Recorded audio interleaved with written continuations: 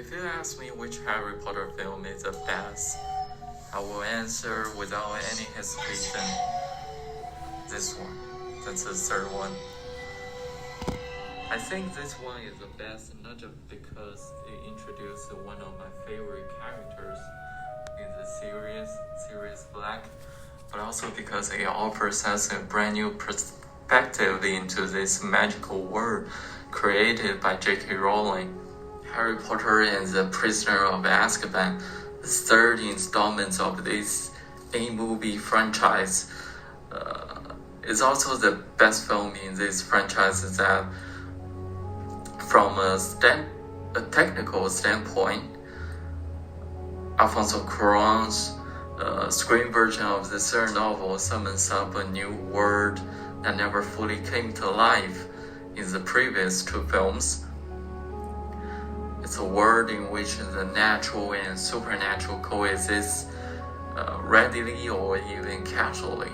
Yet it's also a dark and dangerous world in which Harry must confront his fateful and personal threat. By introducing a darker and more cinematic world, Cuarón transformed this light-hearted children's film franchise into this almost standalone masterpiece with a sense of horror and danger. In this video, I'm going to explain why I have so much respect for this film. Part 1. A darker world. Cuarón obviously gives the Potter franchise a quality missing from the two previous films, dark. It transformed Harry Potter from a film like this to a film like this. Strangely, the only Harry Potter film without much involvement of the biggest villain of the series, you know who, is arguably the darkest one. This is the one that sets a dark tone for the rest of the Potter films, which can even be exemplified by the darker and darker Warner Brothers logo in the opening. There are numerous things in this film introduce the horror elements. The battle between a werewolf that's far from a common werewolf and a dog that's not only a dog. The nightmarish creatures popping up now and then in Hogwarts to scare everyone. Just pause there. Okay, maybe Dumbledore excluded. I don't think he is afraid of anything. The purple triple-decker night bus at your service in the midnight with a head hung before the windshield, etc. All those things are way grimmer and grimier than the previous films, and the cause of this horror film feature down to one central character, Sirius Black. Just like people don't know who Petfoot, Prawns, Wormtail, and Mooney are, people don't know who Sirius Black is.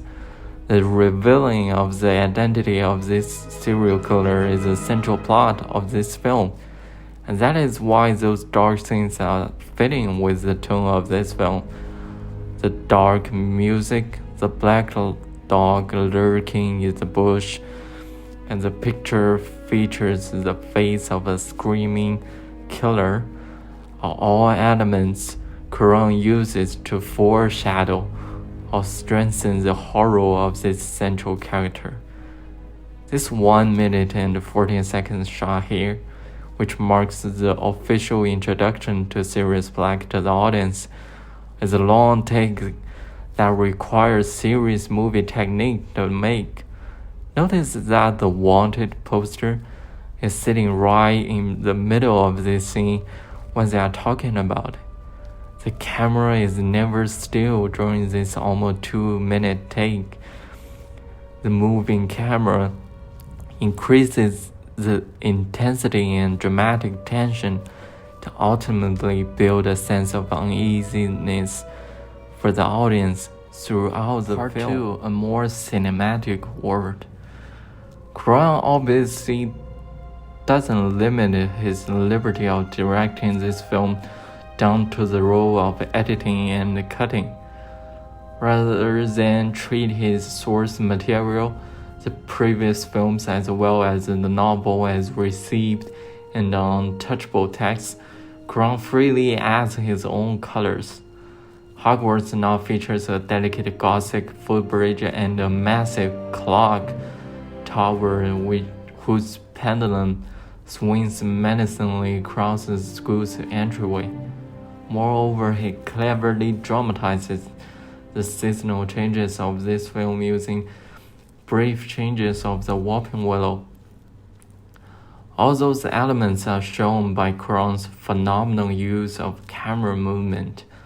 The audience first follows this little bird to enjoy a little bird view of Hogwarts, only to find out that the Whopping Willow here is going to mark a much more significant scene later in this film. He uses the motif of constantly moving in and out of the mirror to reflect that we can all look into ourselves through the mirror. To top all these achievements, Cuarón creates an entirely new geography for the Hogwarts grounds. It takes a cinematic wizard to remind us that there is greater magic in the outdoor world than those indoor sets. The first two films took place almost entirely indoors, with only occasional visits to the Quidditch field, Hagrid's cabin, or the Forbidden Forest, none of which existed in any clear geographical relation to the school itself. Cuarón now puts Hogwarts on a steep hillside overlooking a lake and often invites his characters to come out for some fresh air. All those great elements and themes makes this film much more cinematic than the previous ones.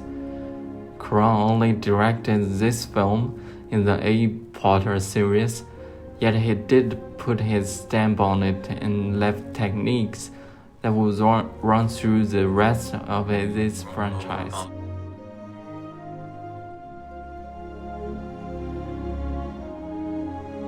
The liberties taken with this book, such as those events omitted or even displaced. However, I would still like to tip my hat off to Cuarón for having taken this daring liberty to challenge or unsettle the tone of this series. Chris Columbus' previous two films stressed the show part of the show business, and the film crew of the third one showed us the truly remarkable stuff.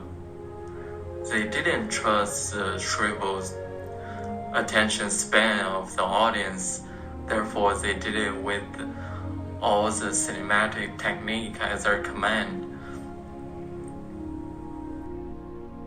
That is why and how they deconstructed J.K. Rowling's shimmering fantasies into one after another thrill rides. Yet we must not forget another important contributing factor to the success of this film. Cuarón truly trusts the power of this magical word, just like we do.